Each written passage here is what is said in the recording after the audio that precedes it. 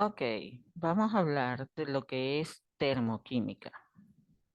La termoquímica es la parte de la química que se encarga del estudio del intercambio energético del sistema químico con el exterior. Principalmente hablamos de energía térmica, medida de temperatura. Para eso nosotros dividimos a lo que vamos a estudiar en un sistema. Ese sistema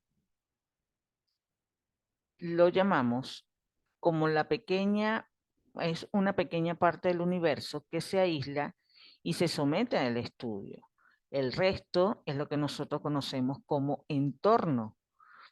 Vamos a suponer, cuando nosotros hablamos del sistema nervioso, es porque se toma nada más todo lo que es la parte de nervios, de todo lo que es ese conjunto, y por eso se le da el nombre de sistema. Ahora, el resto del cuerpo es lo que se consideraría como entorno. Existen tres tipos de sistema. El sistema abierto, que intercambia tanto materia como energía con el entorno. Los sistemas cerrados no intercambian materia, pero sí energía. Vuelvo y repito, no intercambian materia, pero sí energía. Un ejemplo, tengo un envase sellado de lado y lo dejo que se derrita. Ahí no estoy intercambiando materia, pero sí estoy intercambiando energía. Y los aislados, que no se intercambia nada, ni materia ni energía. En el caso de la química, el sistema es el conjunto de sustancias químicas, tanto los reactivos como los productos. Hay algo que nosotros tenemos que manejar, lo que se conoce como variables de estado. Ya nosotros vimos los estados de la materia. Esas variables de estado son magnitudes que pueden variar a lo largo de un proceso, de una reacción química, que me pueden llevar a cualquier estado, como es la presión y temperatura, y la variación de volumen al variar esta presión y esta temperatura, así como su concentración. Mientras que las funciones de estados son variables que tienen un valor único para cada estado del sistema. Su variación solo depende del estado inicial y final, no del cambio que se haya desarrollado. Son funciones de estado: presión, temperatura, energía interna, entalpía, pero no lo son ni el calor ni el trabajo. Quiere decir que yo puedo tener una presión inicial, una presión final, una temperatura inicial, una temperatura final, pero no tengo un calor inicial y un calor final.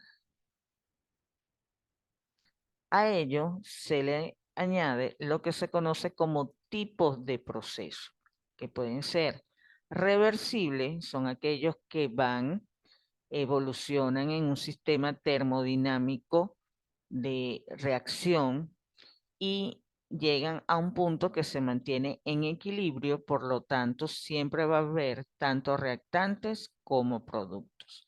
Mientras que lo irreversible es cuando permanece estable y sencillamente no se puede formar nuevamente los reactivos que tenía iniciales, sino que sencillamente se consume, se llevó el producto y ahí terminó la reacción como tal.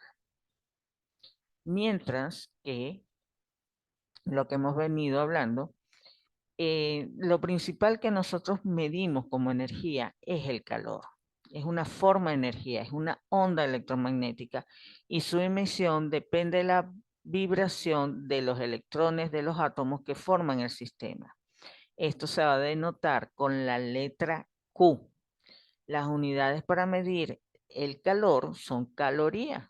Por eso es que nosotros medimos calorías para mantenernos en forma, que se puede definir como la cantidad de calor necesaria para elevar un grado de temperatura, un gramo de masa de la materia. En ese traspaso de energía térmica de un cuerpo siempre va a ser de mayor temperatura a uno de menor temperatura. El de menor temperatura no puede pasarle, o sea, no puede hacer un traspaso de energía, sino siempre el cuerpo más caliente es el que le va a dar, le va a llevar, va a igualar, va a ceder ese calor a uno de menor temperatura. Aquí tenemos la ecuación que se llama Q es igual a M por CE por delta T, donde Q es calor, que es medido en calorías, masa es la cantidad de sustancia en gramos, el calor específico es medido en calorías sobre gramos por grado centígrado y delta T es el diferencial de temperatura. Siempre va a ser temperatura final menos temperatura inicial. Eso es para tomar en consideración siempre si me puede dar un calor positivo o un calor negativo. Por lo menos en el caso del agua, el calor específico es un gramo sobre un gramo, perdón, una caloría sobre gramos por grado centígrado. Eso es una de las, podríamos decir, una de las propiedades que ayudan a que el agua sea el solvente universal. Por lo tanto, aquí tenemos un ejercicio que dice se calienta 50 gramos de agua y se trata de aumentar la temperatura de 10 a 50. Entonces mi temperatura final es 50, mi temperatura inicial es 10, por lo tanto aplico mi ecuación y me dice que son 2000 calorías. Vamos a entender algo. La transferencia de calor se da por tres mecanismos. El primero es la conducción, que se da única y exclusivamente en los sólidos. Conducción, ¿por qué? Porque tengo que estar uno al lado del otro, en donde sencillamente por contacto se da esa transferencia de calor. Mientras la convección se da siempre en presencia de fluido, ya sea líquido o gaseoso. Siempre se produce cambio en la vibración, en el movimiento de los electrones y se da ese intercambio. Un ejemplo fácil de entender por la convección es cuando yo llego acalorado y prendo el ventilador. El fluido de aire, y yo que estoy, como quien dice, soy el que estoy acalorado, soy el que tengo calor, soy el que tengo mayor temperatura, le paso a ese fluido, a esa ráfaga de aire, le estoy transmitiendo esa temperatura. Y es cosa de lo que pasa en este tipo de mecanismos. Mientras que la conducción, como hablamos, es un ejemplo, yo me senté en una silla, estaba caliente. Hicimos contacto dos sólidos. Mientras que es el tercer mecanismo, que es la radiación, se presenta, tiene una diferencia muy grande, ya que no hay contacto, hay un vacío, pero nosotros sentimos la onda electromagnética. Un ejemplo es lo que nosotros vivimos con el sol. No, ahí se dan muchos mecanismos, pero nosotros sabemos y de repente sentimos no hay brisa, que puede ser un fluido, no estamos en contacto con él, pero sí sabemos que en ese vacío nos está llegando una onda calorífica, que en este caso proviene del sol. ¿Qué sucede si yo tengo dos sistemas y los quiero hacer interactuar? Un ejemplo, tengo un envase de agua fría y la quiero calentar. Algo que no sucede mucho, se nos fue el agua, tengo un tobo, pero está frío. Yo caliento el agua en la cocina y quiero saber si puedo o qué temperatura es la que voy a llegar. En este caso se igualan los dos sistemas porque yo tengo que buscar una temperatura media entre los dos sistemas. Me va a formar un nuevo sistema con diferentes volumen, con diferente cantidad de agua. Entonces, yo tengo 250 gramos de agua que se encuentra a 25 grados centígrados y 200 gramos de la misma agua, pero a 75 grados centígrados. Algo que les voy a aconsejar, si uno lo coloco como temperatura inicial, el siguiente sistema es temperatura final. Porque si los dos están como temperatura inicial, se van a volver un 8 y no les va a dar el ejercicio. Y el ejercicio para yo saber si está bueno o no, tiene que estar en un rango entre 25 a 75. Me dio 74, está bien. Me dio 32, está bien. Me dio 22, algo hice mal. ¿Por qué? Porque tiene que estar entre 25 y 75. Sencillamente voy aplicando mi ecuación. Yo digo 250 por una, se van gramos con gramos y grado centígrado con grado centígrado. Pero en este caso, yo les digo, ya yo sé que la temperatura me tiene que dar en grados centígrados. Entonces, para no confundirse con las unidades, sencillamente colóquenla al final. Yo hago mi conversión, yo hago mi operación, aplico mi propiedad distributiva, todo eso, y igualo. ¿Qué es lo que voy a hacer ahora? Voy a unir las t y los números enteros. Entonces, el 200 que estaban restando pasa al otro lado sumando y el 6250 que estaba restando pasa al otro lado sumando. Por lo tanto, yo despejo t y me dice que me da 47,22. Está bueno, está dentro del rango, está entre 25 y 75. Se considera que está bueno. Mientras que ya nosotros lo hemos visto, un estado es una de las formas que se puede encontrarse la materia en sólido, líquido, gaseoso, que son los más comunes, mientras que una fase es una parte homogénea del sistema que puede estar en cualquier estado.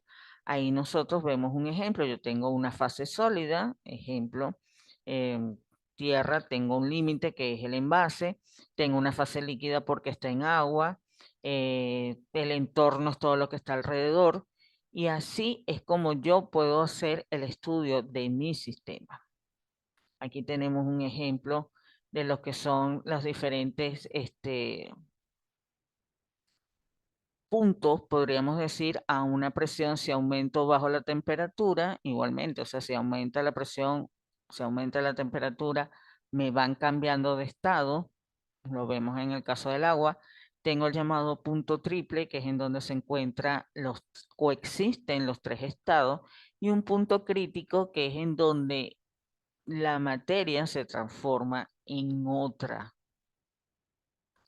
Tenemos el caso del calor y trabajo. Ni el calor ni el trabajo son propiedades de un cuerpo en el sentido de poder asignarle un valor en la cantidad contenida en un sistema. Eso tiene que ser medido dependiendo de las características. En la termodinámica se estudia la transferencia de energía que ocurre cuando un sistema sufre un determinado proceso, en este caso termodinámico, que produce un cambio llevado de un estado a otro. Ellos tienen energía interna, que es un sistema que es reflejo de la energía microscópica y es la suma de la energía cinética interna más la energía potencial interna.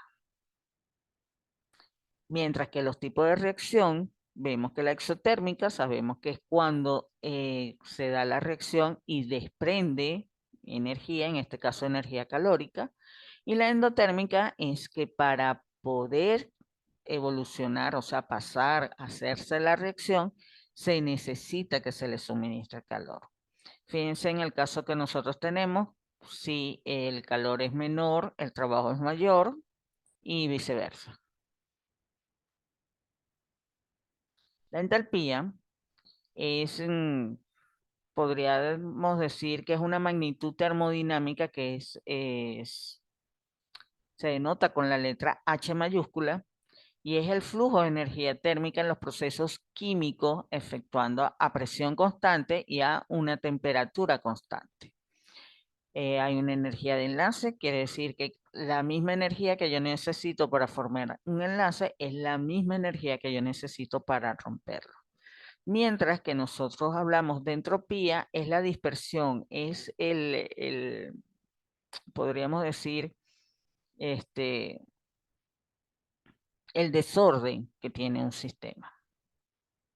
Tenemos tres leyes termodinámicas en donde dice la primera que la energía ni se crea ni se destruye, solo se transforma, que es la misma ley de conservación de energía. La segunda ley de la termodinámica dice que en cualquier proceso espontáneo la entropía total del universo tiende a aumentarse siempre. A medida de que se está dando el proceso de manera espontánea, comienza el desorden, la dispersión del sistema, hasta que llega a su límite, que llegamos a lo que es la tercera ley de la termodinámica, que dice que la entropía de cualquier sustancia al cero grado Kelvin. En este caso estamos hablando del cero absoluto es igual a cero. ¿Por qué? Porque está en un total orden. Vamos a hablar de lo que es la ley de Hess. La ley de Hess dice que si una serie de reactivos reaccionan para dar una serie de productos, el calor liberado o absorbido es independiente si la reacción se lleva a cabo en una, dos, tres, cuatro, en cuantas etapas ellas quieran. Esto sí, los cambios de entalpía son aditivos. Les vamos a explicar un caso. Siempre me van a dar una ecuación, que en este caso me dice que el calor que está, perdón, el carbono que está sólido tiene medio, que es el que yo veo segundo. Me dice que tengo medio de oxígeno gaseoso para producir monóxido de carbono. Me dicen que cuál es la entalpía. Tengo que tener claro de que yo necesito buscar el camino que me sea más fácil. Entonces, en este caso, ¿qué voy a hacer yo? ¿Qué voy a evidenciar yo? Tengo que cambiar el sentido de una de las ecuaciones. ¿Cuál se cambia en este caso? La segunda, en donde me dice que CO gaseoso más oxígeno gaseoso me produce dióxido de carbono.